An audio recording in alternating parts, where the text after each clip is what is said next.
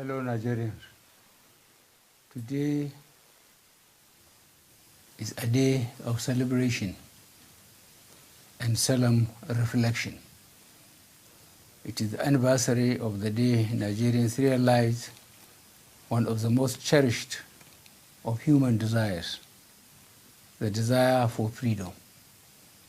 We, therefore, give thanks to and remember our founding fathers who labored so hard and sacrificed so much to build and bequeath to us this wonderful nation. It is our duty to consolidate this great legacy. On this 1st October date, and on the eve of the start of the general election cycle, we should do well to reflect on what binds us together and the great strength our diversity bestows on us. Ours is an ambitious nation, and as citizens, we have every right to look forward to the future with confidence and optimism, which are well-founded considering where we find ourselves today. There has been a steady improvement in the security situation in the Northeast. We remain committed to ending the crisis and make the Northeast safe for all. Our thoughts and prayers are always with the victims of Boko Haram's atrocities and their families. Beyond that, we know that the goals of the Boko Haram terrorists include capturing territories, destroying our democracy, and denying our children the right to education. We will not allow them to succeed. I want at this point to pay tribute to the men and women of our armed forces, the police, and other security and law enforcement agencies who have been working under the most difficult conditions to keep the country safe. In the process, many have made the supreme sacrifice. As their Commander-in-Chief, I assure these our gallant men and women that I will continue to empower them by deepening their professionalism and providing all the necessary force multipliers and enablers required for them to prevail on the field. I am looking into all reported cases of inadequacies in relation to their entitlements, their welfare, and those of their families. We are diversifying away from reliance on oil to increase manufacturing capacity, solid minerals development, and agriculture. Efforts are on course in the Niger Delta to clean up polluted lands, restore hopes of the youth in the region, and re-establish livelihoods, and strengthen their capacity to guarantee for themselves and for our country a brighter future. The age-long conflict between herders and farmers that was being exploited by those seeking to plant the seeds of discord and disunity amongst our people is being addressed decisively. We will sustain and continue to support the commendable efforts by all, including civil society organizations, local and state governments, and our traditional and religious leaders in finding durable solution to this problem. This being a transhuman issue, we are working with countries in our region that are also facing similar difficulties to complement our common efforts. In this context, I must warn that the perpetrators of murder and general mayhem in the name of defending or protecting herders or farmers will face the full wrath of the law. Meanwhile, we urge all peace-loving Nigerians to reject any simplistic portrayal at home or abroad of this conflict as either religious or ethnic-based. We are one of the countries in the world most affected by environmental degradation as a consequence of climate change. We are signatories to almost all conventions and agreements aimed at slowing down the effect of climate change and mitigating its now evident consequences. The consequences on lives and livelihoods of the shrinking of the Lake Chad and the pollution caused by oil exploitation activities alone make it mandatory on us to be at the forefront of the struggle for a safer and more sustainable environment. We will continue to mobilize international support for our efforts in this regard. We are making progress in the fight against corruption and recovery of stolen public funds and assets despite vicious and stiff resistance. The shameful past practice of the brazen theft of billions of naira is no more. Shady oil deals and public contracts that were never delivered have become things of the past. Consequently, and this is very evident across the country, we have done more with less in infrastructural developments.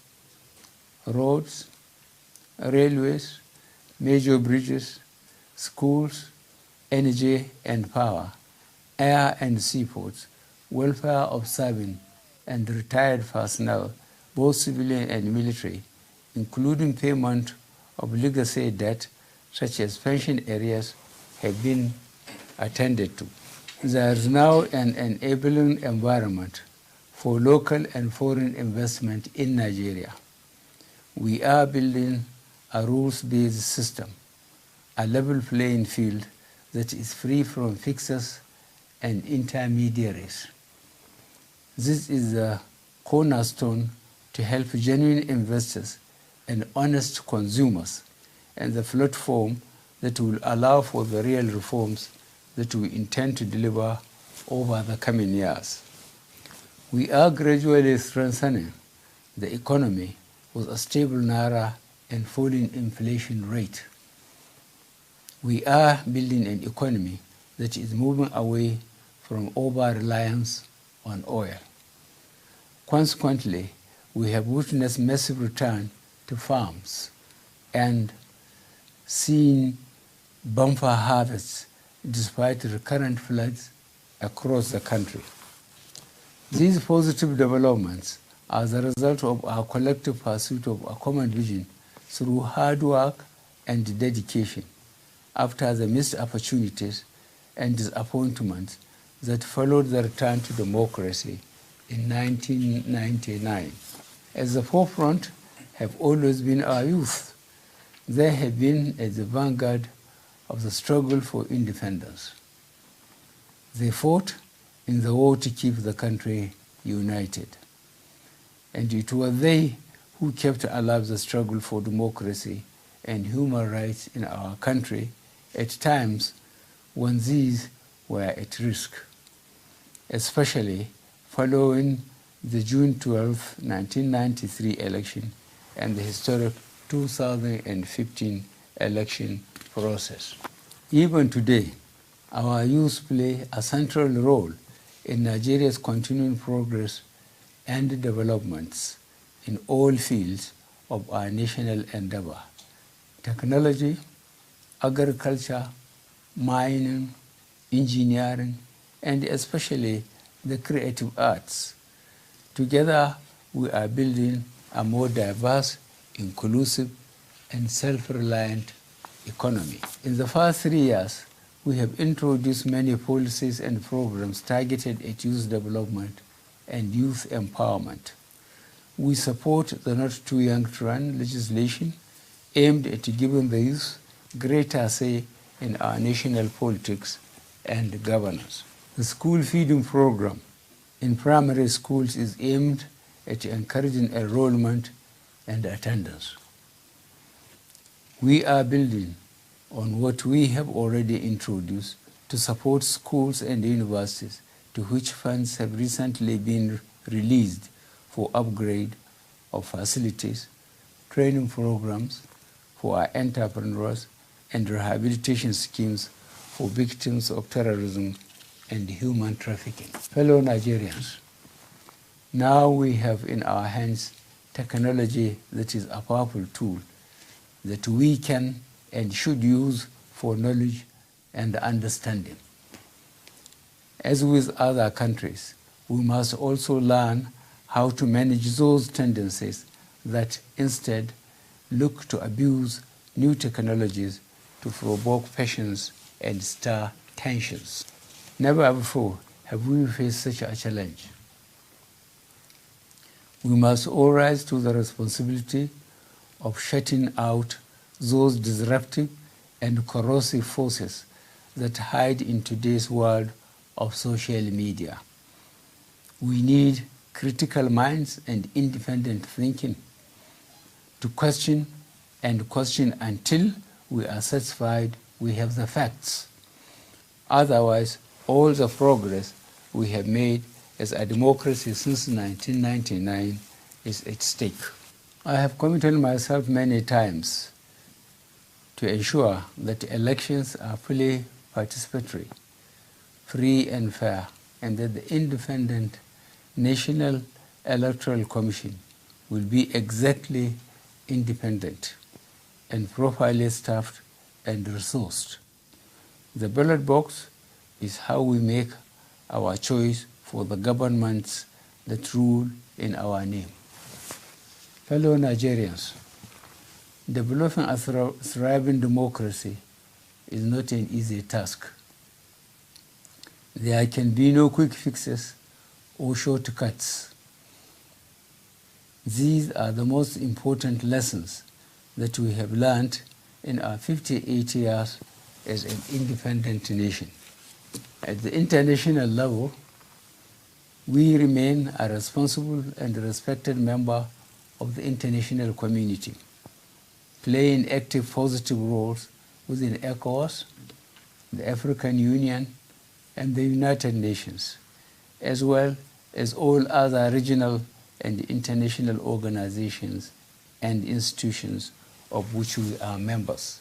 We will continue to support initiatives aimed at addressing the challenges of our times: global and regional crises and conflicts, terrorism, transborder crime, climate change, human rights, gender equality, development, poverty and inequality within and between nations. In this context, we are working hard to achieve both the African Union 2063 agenda for socio-economic transformation of our continent and the United Nations 2030 agenda for sustainable development, which together aim at addressing these challenges. Fellow Nigerians, as we celebrate the 58th anniversary of our independence, we know we are on the right path. Although we have our differences, they count for far less than the values, virtues, and common aspiration that unite us as a nation. We have so much for which we should be grateful, and in which we should rightly take pride. Our journey is not finished, but we have come a long way. I want to assure you that as President, I will continue to work tirelessly to promote, protect, and preserve what really matters: a united, peaceful, prosperous, and secure Nigeria, where all, irrespective of background, can aspire to succeed. Thank you. I wish you a memorable Independence celebration.